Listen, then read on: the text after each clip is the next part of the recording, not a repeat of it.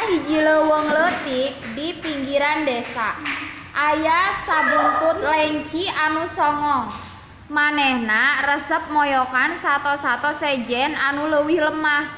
Sato-sato sejen kawas kuya, siput, sirem, serta sato-sato leutik sejen eueuh anu resep ka lenci songong eta.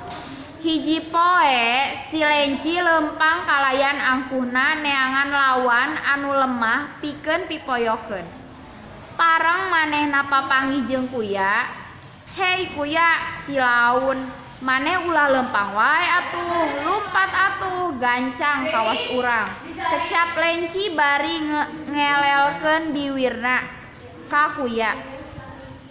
"Bae weh lenci, emang lempang kuring laun, anu penting kuring nepi kalayan salamet ka tempat tujuan kuring. Batan buru-buru engke murag sarta cilaka," jawab kuya kalayan tenang.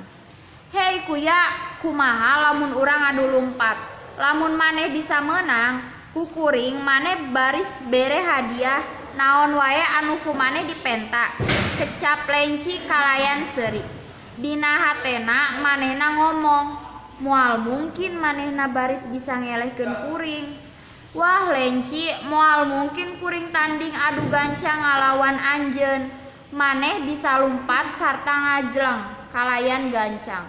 Sedangkeun kuring lempang salengkah demi salengkah bari mawa imah, kuring anu berat ieu," kecap kuya. "Teu bisa, maneh teu bisa kaci nampik tantangan kuring ieu. Pokona isuk-isuk kuring nungguan maneh di handapeun tangkal caringin. Kuring baris ngabejaan pasrigala pikeun jadi wasitna," lenci maksa. Kuya ngan bisa icing molohok. Dina hatena ngomong, moal mungkin kuring bisa ngelehkeun lenci. Isuk poena si lenci geus nungguan kalayan songongna di handapeun tangkal caringin. Pasrigala oge geus datang pikeun jadi wasit. Saenggeus kuya datang, pasrigala ngomong, "Aturanana kieu, maraneh mimitian ti gurat di palebah ditu anu di handapeun tangkal caringin eta. Maraneh bisa nempo teu?" "Bisa, lenci sarta kuya nembalan.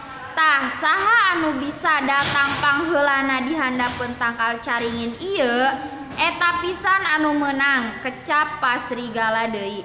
"Oke, 1, 2, 3. Pasrigala mere aba-aba. Lenci geragiru ngaloncat miheulaan kuya anu mimitian ngalengkah anca. Alatan manehna henteu bisa ninggalkeun imahna.